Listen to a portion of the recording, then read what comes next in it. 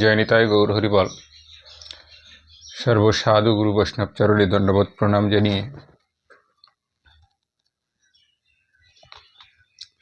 সর্বভক্তবিন্দু চরণে দণ্ডবোধ প্রণাম জানিয়ে গুরুচরণে দণ্ডবোধ প্রণাম জানিয়ে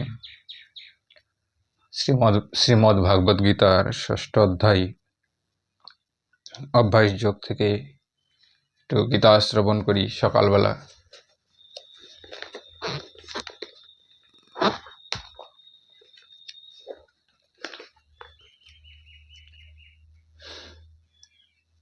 অনাশ্রিত কর্ম ফলং কার্যং কর্ম করতি য সন্ন্যাসী চ যোগী ন চ ন নিরগ্নিং চক্রিয়। শ্রী ভগবান বলিলেন, কর্মফলের আকাঙ্ক্ষা না করিয়া যিনি কর্তব্য কর্ম করেন তিনিই সন্ন্যাসী, তিনিই যোগী। যিনি যজ্ঞাদি শ্রৌত কর্ম ত্যাগ করিয়াছেন অথবা সর্ববিধ শারীর কর্ম ত্যাগ করিয়াছেন তিনি নহেন। জয়নিতাই গৌর হরিবল। হে পাণ্ডব, যাহাকে সন্ন্যাস বলে তাহাই যোগ বলিয়া জানিও। কেননা সংকল্প ত্যাগ না করিলে কেহই যোগী হতে পারে না। জয়নিতাই গৌর হরিবল।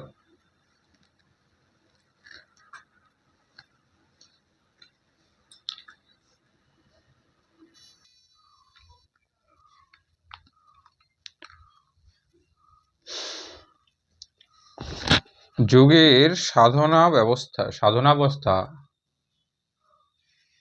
ও সিদ্ধাবস্থা। যোগে আরোহণেচ্ছু মুনির পক্ষে নিষ্কাম কর্মযোগী সিদ্ধির কারণ। জয়নিতাই গৌর হরিবল।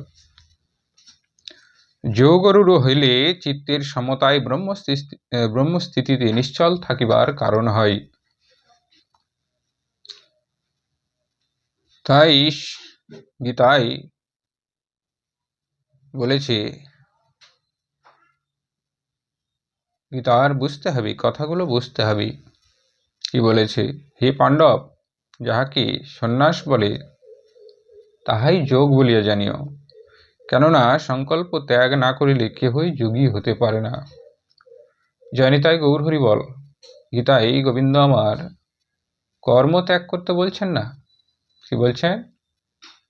সংকল্প ত্যাগ।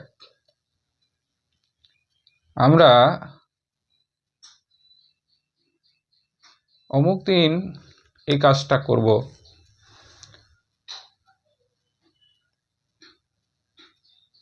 অমুকের জন্য এই কাজটা করব, এই যে সংকল্প, এটি ত্যাগ করো। গোবিন্দের ইচ্ছায় কর্ম হবে, তাই কর্মের দিন ধারণ ঠিক করে কর্ম তুমি নিশ্চয় করে যাও।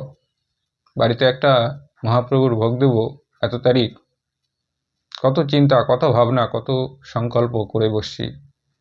এই সংকল্প ত্যাগ করাটাই হচ্ছে যোগ বলা হয়। তাই গীতার মতে সন্ন্যাসের স্থূল কথা ফল সন্ন্যাস, কামনা ত্যাগ। জয়নিতাই। কেবল কর্মত্যাগ নহে, কামনা বাসনা ত্যাগ। ধ্যান যোগ বা চিত্ত নিরোধ যোগের স্থূল কথা সংকল্প ত্যাগ বা কামনা ত্যাগ। কারণ সংকল্পই চিত্ত বিক্ষেপের হেতু, আবার কর্মযোগের মূল কথা হচ্ছে কামনা ত্যাগ। সুতরাং সন্ন্যাস, ধ্যানযোগ ও কর্মযোগ এই তিনেরই মূল কথা হচ্ছে সংকল্প ত্যাগ। সংকল্প ত্যাগ না করলে সেই কর্মের কোনো কর্মফল থাকে না। ইহাই সাধারণ নাম হচ্ছে গীতাক্ত যোগ। ইহাকে গীতা উক্ত যোগ বলা হয়।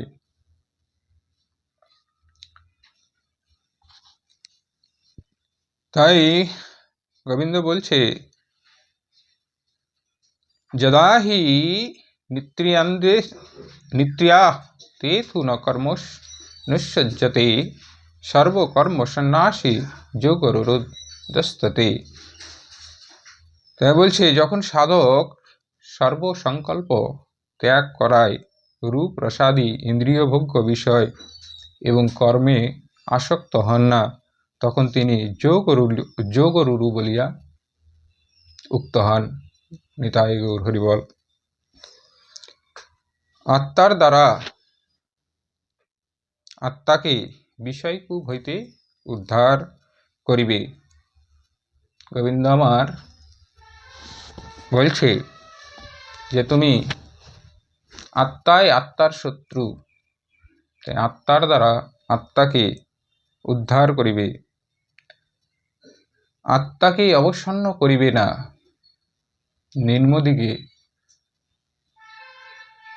নিম্নদিকে যেতে দেবে না। কেননা আত্মাই আত্মার বন্ধু এবং আত্মাই আত্মার শত্রু হয়। যে আত্মা দ্বারা আত্মা বশীভূত হইয়াছে, সেই আত্মাই আত্মার বন্ধু। অজিতাত্মার আত্মা শত্রুবৎ অপকারে প্রবৃত্ত হয়। জয় নিতাই গৌর হরি বল।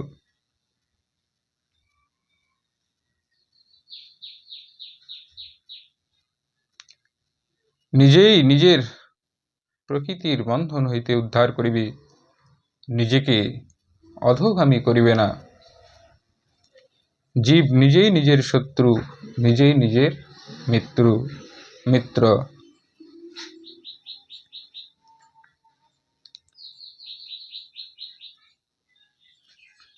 তাই ব্রহ্মবিন্দু উপাধ্যায় বলেছে, যে পর্যন্ত মন কূটস্থ চৈতন্যে বিলীন না হয়,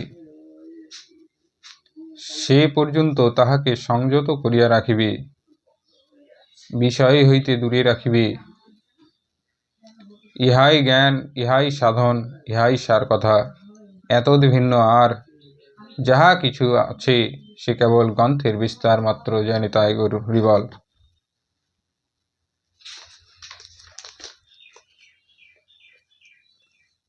অপরপক্ষে ভক্তিশাস্ত্র বললেন, তুমি মায়ামুগ্ধ জীব, দীন পাপ তাপে ক্লিষ্ট, একমাত্র শ্রীহরির দীনশরণ পাপহরণ, একান্তভাবে তাহার শরণ লও। কাতর প্রাণে তাকে বলো, ডাকো, বলো, পাপ অহংকার পাপ কর্মাহং পাপাত্মা পাপ সম্ভাবনা ত্রাহিমাং পুণ্ডরীকাক্ষ সর্বপাপ হর হরি। জয় নিতাই গৌর হরি বল। জিতেন্দ্রিয় প্রশান্ত অর্থাৎ রাগ দেশ শূন্য ব্যক্তির পরমাত্মা শীত গ্রীষ্ম সুখ দুঃখ অথবা মান অপমান প্রাপ্ত হইলেও সমাহিত থাকে, অবিচলিতভাবে আপন সম শান্ত স্বরূপে অবস্থান করে। যাহার চিত্ত শাস্ত্রাদির উপদেশজাত জ্ঞান ও উপদিষ্ট তত্ত্বের প্রত্যক্ষ অনুভূতি দ্বারা পরিতৃপ্ত, তিনি সন্নিধানেও নির্বিকার ও জিতেন্দ্রিয়, মৃৎপিণ্ড পাষাণ সুবর্ণখণ্ডে যাহার সমদৃষ্টি ঈদৃশ্য যোগীকে যুক্ত যোগ সিদ্ধ বলে। জয় নিতাই গৌর হরি বল।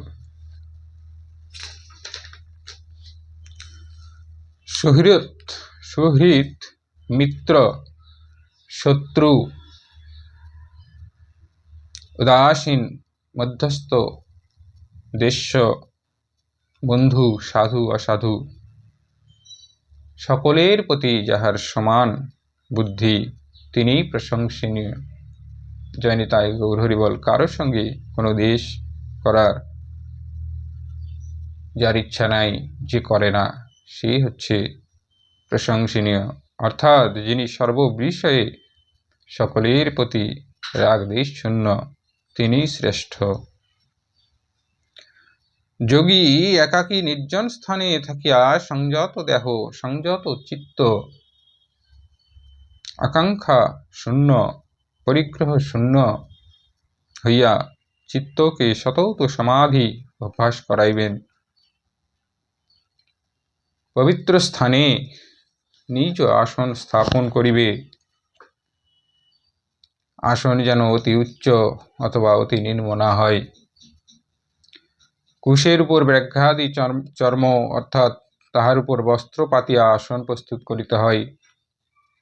সেই আসনে উপবেশন করিয়া চিত্ত ইন্দ্রিয়কে ক্রিয়া সংযমপূর্বক মনকে একাগ্র করিয়া আত্মশুদ্ধির জন্য যোগ অভ্যাস করিবে। জয় নিতাই গৌর হরিবল।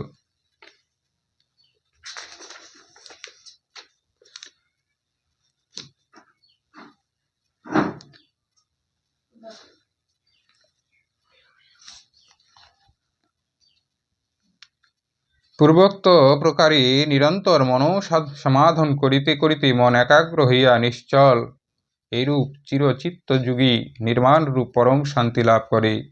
এই শান্তি আমাতে স্থিতির ফল। জয় নিতাই গৌর হরিবল। তাই গোবিন্দ আমার বলছে, যিনি পরিমিত আহার বিহার করেন,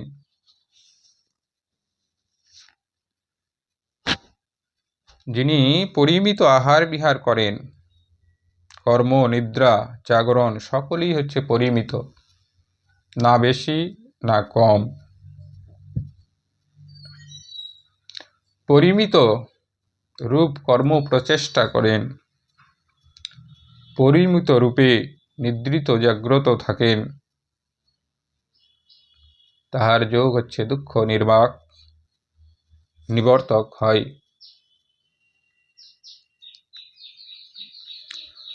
যখন চিত্ত বিশেষ রূপে নিরুদ্ধ হইয়া আত্মাতেই অবস্থিত করে, তখন যোগী সর্বকামনা শূন্য হয়। জয় নিতাই গৌর হরিবল।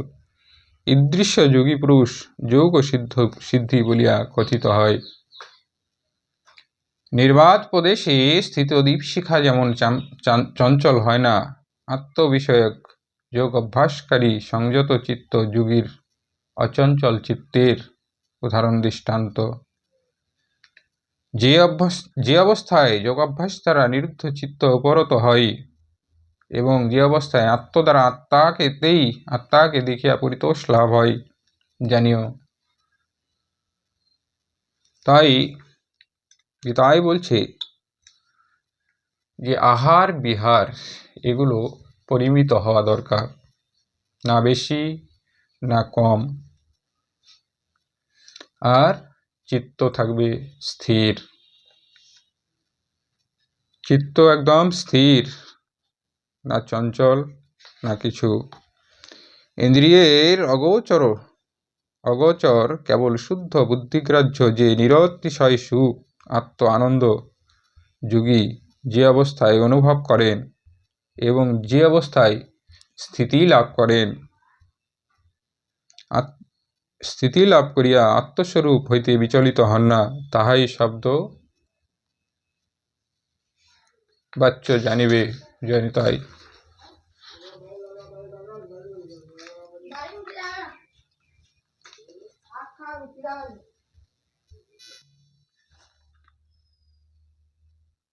যে অবস্থা লাভ করিলে যোগী অন্য কোনো লাভ ইহা অপেক্ষা অধিক সুখকর বলিয়া বোধ করেন না, এবং যে অবস্থা স্থিতি লাভ করিলে মহা দুঃখেও বিচলিত হন না, এরূপ অবস্থায় দুঃখ সংযোগের বিয়োগ হয়। এই দুঃখ বিয়োগী যোগ শব্দবাচ্য। এই যোগ নির্বেদে শূন্য চিত্তে অধ্যাবসায় সহকারী অভ্যাস করা কর্তব্য। জয় নিতাই গৌর হরিবল। সংকল্পজাত কামনা সমূহকে বিশেষ রূপে ত্যাগ করিয়া মনের দ্বারা ইন্দ্রিয় সমূহকে বিষয় ব্যাপার হইতে নিবৃত করিয়া ধৈর্যযুক্ত বুদ্ধিমান মন ধীরে ধীরে নিরুদ্ধ করিবে। এরূপ নিরুদ্ধ মনকে আত্মাতে নিহত করিয়া কিছু ভাবনা করিবে না। জয় নিতাই গৌর হরিবল।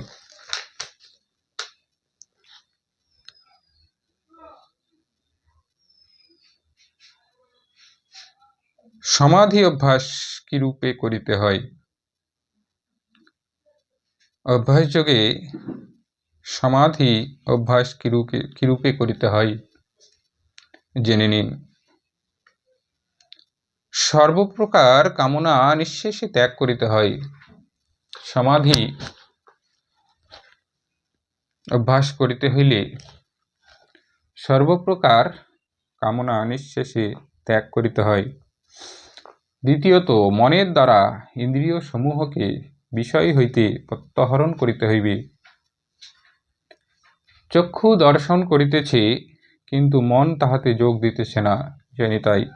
সুতরাং দেখিয়াও দেখা হইল না, ইহাই মনের দ্বারা ইন্দ্রিয় সংযম। চক্ষু নষ্ট হইলে ও বা মুদ্রিত করিয়া থাকলেও ইন্দ্রিয় সংযম হয় না। তৃতীয়ত, ধৃতি সংযুক্ত বুদ্ধি দ্বারা মনকে অন্তর্মুখী করিয়া ক্রমে ক্রমে চিত্ত বুদ্ধি নিবৃত্তি নিরোধ করিবে। বুদ্ধি ভালো মন্দ নিশ্চয় করে, নিত্যানিত্য বিচার করিয়া মনকে শপথে চালিত করে, ইহা সাত্ত্বিকী বুদ্ধি, জানিতাই। ধৃতি শক্তি মনকে বহির্মুখী হইতে না দিয়া ভিতরে ধারণ করিয়া রাখে, ইহাই সাত্ত্বিকী ধৃতি বলা হয়। চতুর্থত,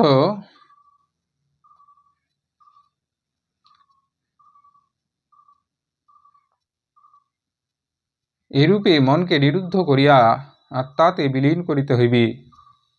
মন নির্মল হইলে যখন আত্মাকার প্রাপ্ত হইবে, তখন আত্মাস্বরূপ প্রতিভাত হইবে। এই অবস্থায় কোনো চিন্তাই থাকিবে না, আত্মচিন্তা নয়, কারণ চিন্তা থাকিলে মনের অতীত হওয়া যায় না। এই অবস্থায় ধাতা ধ্যান ধ্যেয়, জ্ঞাতা জ্ঞান জ্ঞেয় সবই এক হইয়া যায়। এই আত্মস্বরূপ থাকে চিন্তা করিবে কে, কার? তাই ভগবান শঙ্করাচার্য বলিয়াছেন, অচিন্তেব পরং ধ্যানম। চিন্তা শূন্যতাই শ্রেষ্ঠ ধ্যান। বস্তুত আত্মা বা ব্রহ্ম মনের অগোচর, অচিন্ত ইহা সপ্রকাশ। মন নিবিষ্ট হইয়া নির্মল হইলে উহার স্বরূপ প্রতিভাত হয়।